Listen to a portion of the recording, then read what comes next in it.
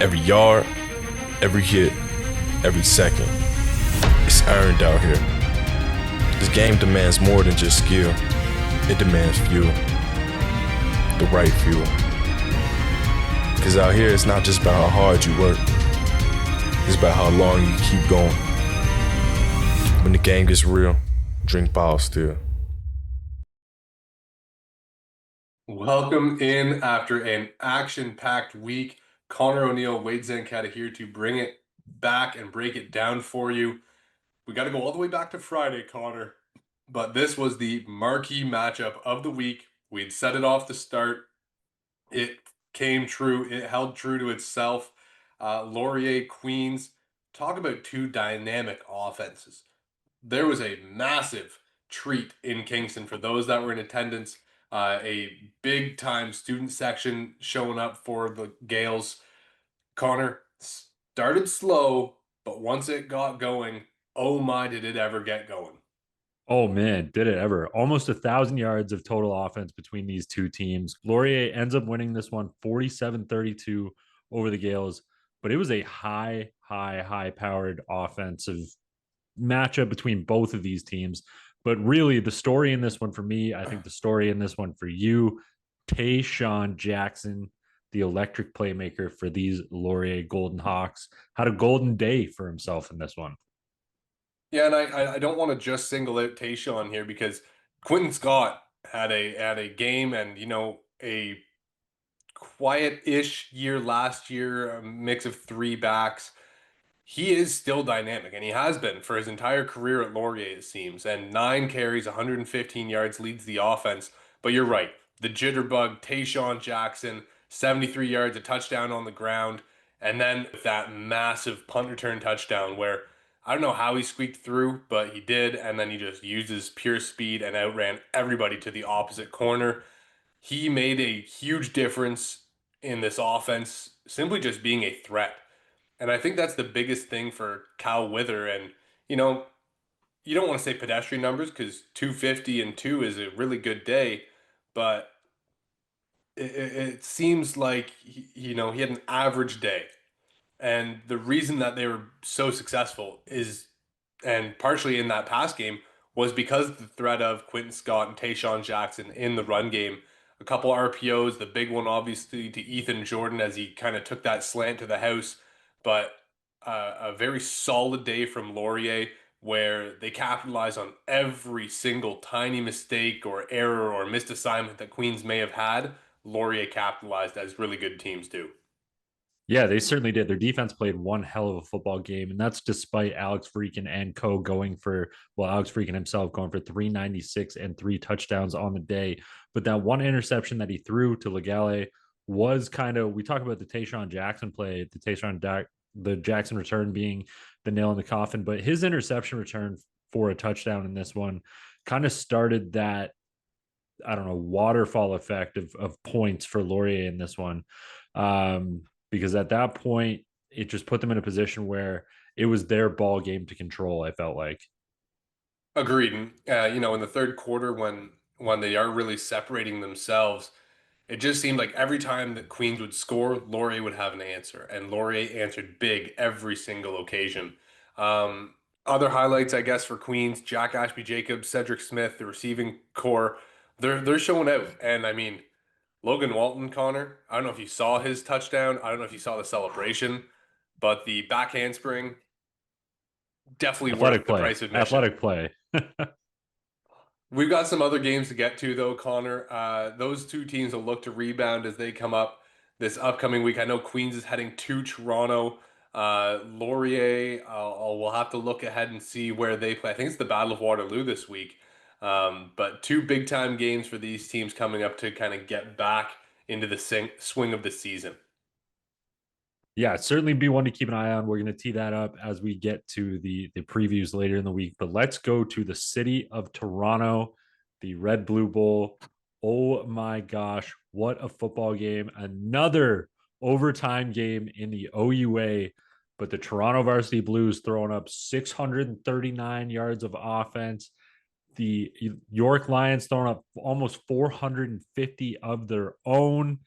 Holy, what an electric matchup. What an offensive showing between these two teams. And really came down to one missed extra point that made the difference in this one. Yeah, Connor, I want to really focus on that end of game because the fourth quarter ended so well that you want to keep talking about the end, but there's a pretty good swing in this game. Toronto has the big comeback early on, then York makes a comeback of their own. Um, of course, when you have such big offensive numbers, and we've talked about this with Toronto, we had kind of said like, can they run the ball? Are they wanting to run the ball? Well, Jack Nairo certainly wanted to run the ball in the Red and Blue Bowl, and 124 yards for him on the day on the ground. I thought he was the difference maker and why Toronto was able to kind of be so successful. Your quarterback's throwing the ball 55 times, but he's also getting a decent clip on the ground, so it's not like it's a one-sided attack. Um, Obviously, the big numbers and the things people are going to talk about is Chris Joseph, 19 catches, 181 yards, 2 touchdowns. Like that's video game numbers. Jake Oseen, 13, 162, and 1. But once again, Connor, in overtime, the Varsity Blues dropping a pass that is in the hands and is a catchable ball kind of seals their fate, right? Last week we saw in the second and long against Waterloo, drop pass, missed kick. This time they score the touchdown with Chris Joseph. They go to Oseen on the out for the 2 point convert, skips through his hands. York storms the field, happy that they kind of eked out a win, if you would. Man, yeah, absolutely. But I do want to talk about the leadership on display, the playmaking ability on display from Keegan Hall in this one, because I Mm. thought that he had a tremendous ball game. I mean, when we look at his numbers throwing the ball in this one, he was very admirable throwing 330 yards for a touchdown, but running the ball as well. 9 attempts, 51 yards, a huge rushing touchdown for him in this game. I really thought it was the leadership abilities of Keegan Hall that allowed York to kind of find that edge, find that oomph, and really push themselves over the top. Yeah, and it felt like York didn't really try to attack Toronto. Like we saw Waterloo in the second half attack the run game. York was very happy just letting Keegan Hall control the show, as they have been all year, and rightfully so. But when U of T started to realize, like, hey, they don't want to run the ball here, Keegan Hall kind of stepped up and made those plays. And there's a big run. I'm not sure if it was a touchdown or before that made a couple guys miss and got some extra chunk yardage after that. But they played such a solid game. York did. They led early. They came back from a deficit. They went up with under a minute to go, and then Toronto ends up with the big boot to kind of send it to OT. But Connor, York 2-1, and Toronto 1-2. Both teams feel like their seasons could be going in different directions.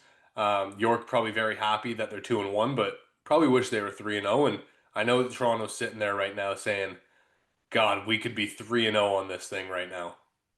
Oh, that is the parity, I guess, on display in OUA football here. It is such a tight conference. It is such a tight schedule, and these teams are so close.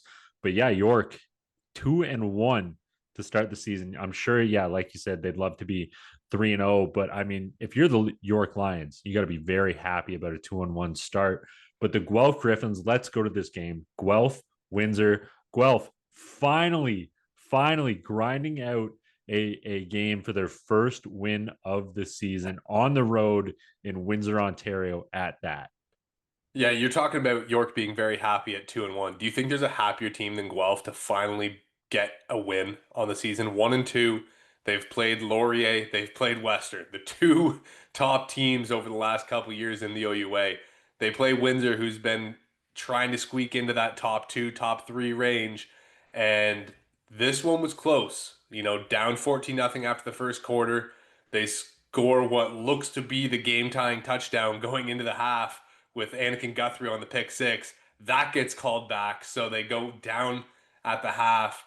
Um, Tristan Aboud, though, last week we saw him not really play the second half uh, and a little bit, second half and change against the Western Mustangs. He hung in there last weekend against the Windsor Lancers, but the big difference, Oh my God. The monsters are back. Donovan Malloy, Isaiah Smith. I mean, these guys both capped 60 yards on a wide zone play. They kind of got to it from a different look, a different formation, different mesh point from Tristan Aboud. But Donovan's big touchdown, Isaiah Smith to kind of close that thing off. They both just looked like they were shot out of a cannon, and there wasn't a single person in the city of Windsor that was going to catch them. Oh man, nice to say Donovan Malloy's name this year. Eh? It feels like we haven't said it a lot on this show, but what a showing from him. And it feels like that was kind of the story with Guelph in this one, is that they were finding ways to make plays that weren't necessarily the names you'd expect. I mean, obviously Isaiah Smith goes off for that 63-yard touchdown, but Harry Vardy in this one had a damn good game at the receiver spot too. Seven touches for 111 yards and a touchdown in this one. Tessier goes 2 for 56, and then they just get a bunch of other guys mixed in this one. But I do want to talk about the Windsor Lancers offense in this one. And Wade, we've been begging them to throw the ball, show us some sort of passing attack, right? And what do? Nick Domovsky comes out and throws for 312 yards. And I know they got the loss in this one, and we are going to talk about the Guelph win and focus on the Guelph win a little bit here, but I was very pleased with this portion of what Windsor did in this game, throwing the ball around the park, finding success doing so. And it didn't quite lead to a win, but it really showed me that Windsor has that second portion of their offense, that balanced attack that we've been looking for so long. And Connor, it's funny. We ask them to throw the ball so much that they almost forget what makes Windsor football so tough to beat, right? And that is the physicality in the run game. And where it looks like they have a massive size advantage on the O-line compared to most teams. Um, 10 carries for Wavy Mumbo, 43 yards. Okay, well, Domovsky's the next highest, and a couple of those were passes that he just scrambled off them. Uh, early on, you could tell they wanted to attack this secondary downfield. They saw what Western was able to do. They saw what Laurier was able to do the first 2 weeks. They were able to kind of stretch the ball to the sidelines. But in Guelph's defense, Miles Lafoucault going back to safety this week, I felt just brought a sense of calm. And yes, he threw for 300 yards. But Connor, there's a couple big time completions that, chunk a lot of that away. I felt like Guelph and their front four, talk about the sacks they've had. They ended up with 5 sacks on the day, and it was a group effort. Robert Keys Wilson was in there a bunch. The freshman Andre Thompson, Eunice Larry, Jack Cobb, Javon Jacobson had a pretty big one.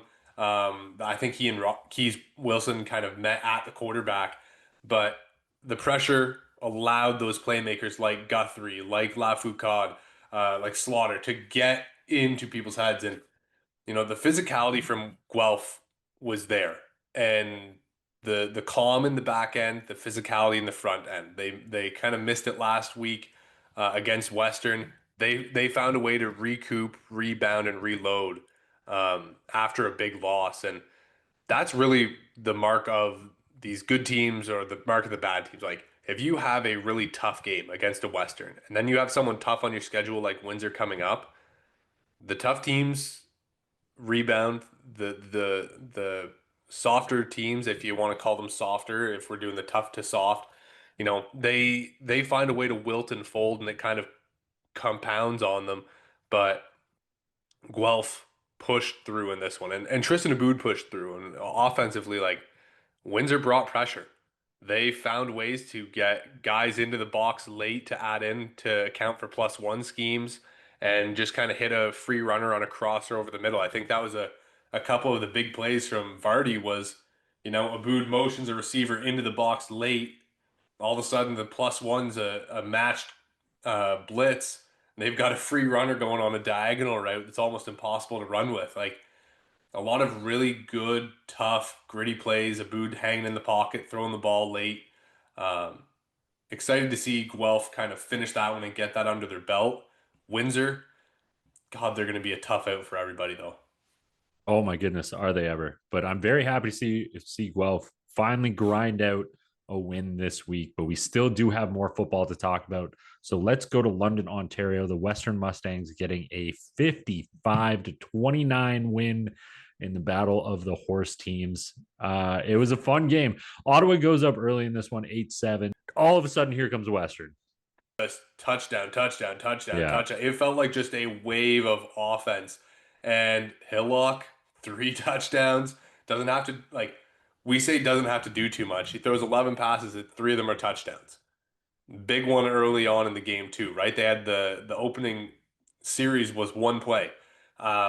They get Ethan Dolby going for 182 and 3 touchdowns. We have our favorite guy, Jerome Rancor, playing more H-back now. Absolutely all for it. Connor, Western is the cream of the crop. They are, but Wade, here's what scares me about the Western Mustangs down the stretch. They have given up 104 points on the season through the start of the season.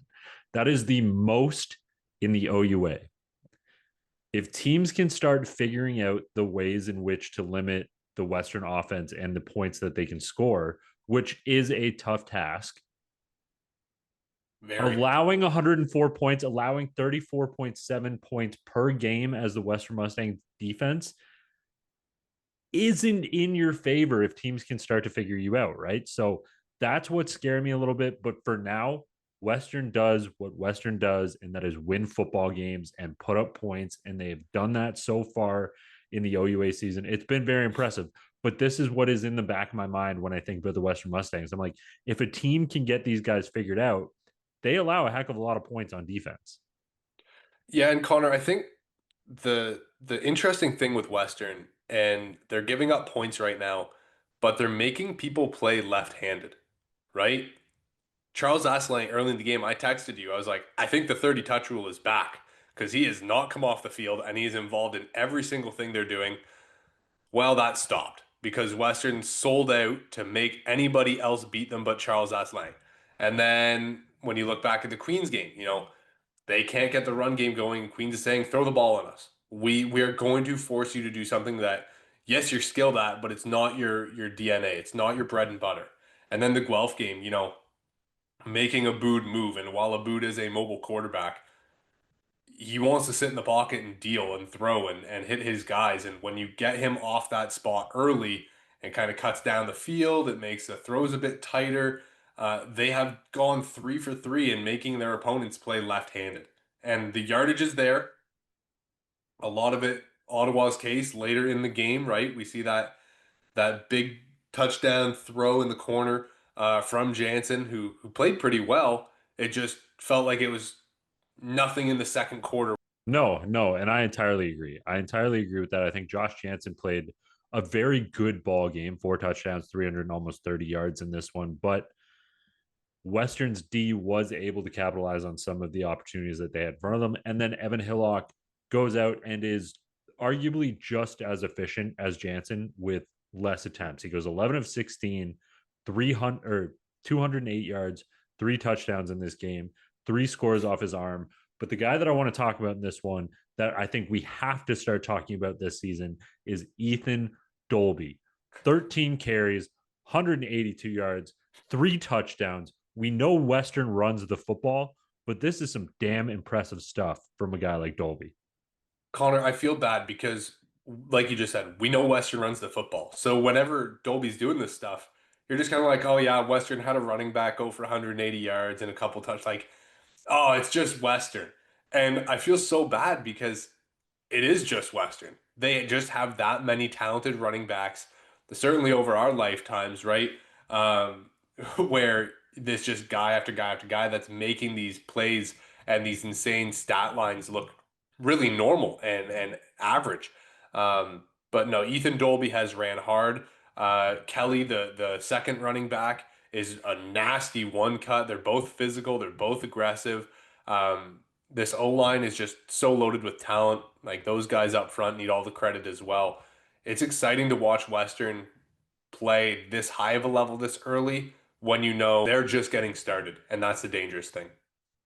It is. It really is. The Western Mustangs are a fun offense to watch, a great team to watch right now in the OUA, and they look like an angry team in the OUA. But we have one more game to talk about from the weekend, and that is the 19-14 win by the Carleton Ravens over these Waterloo Warriors. And Wade, to me, this was really powered by the defensive effort of the Carleton Ravens, specifically Xavier Malone in this one, who had 8 total tackles, 3 sacks. As a team, they had a forced fumble and a fumble recovery, an interception, 16 pass breakups in this one, 5 sacks. What a defensive effort from the Carleton Ravens, who really, really limited the offensive capabilities of Waterloo until that fourth quarter. Yeah, and offensively, Elijah Barnes played okay. The 2 interceptions not great, but Keyshawn Reed, the local kid out of Ottawa, slices that huge touchdown run. It just felt like that was all they needed, right? Give this defense something. And with Waterloo, Nick Orr doesn't play. Nolan Caban doesn't start that great. They end up going to Emmett Ward, the freshman that I think they would have really been happy to get a redshirt year out of, but he looked really impressive, Connor. And that interception right at the very end of the game kind of sealed the win for Carleton. It felt like Emmett Ward was starting to heat up and he started to really put some pressure on.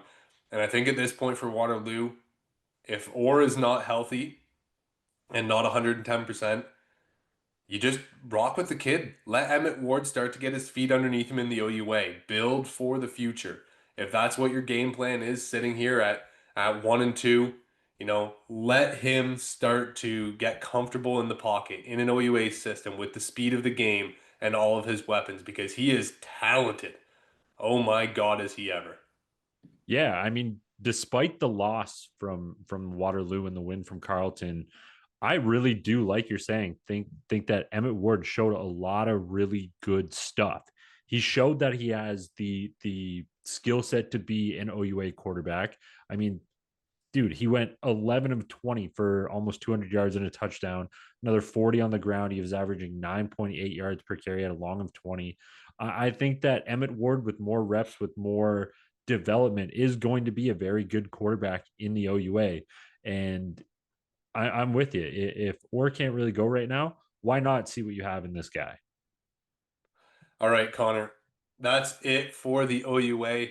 We've got an exciting slate coming up this week, but we will get to that when it is time. Enjoy, everyone, the rest of the week. Enjoy the weather as it starts to feel more like fall. It means football is back. High school seasons are getting going.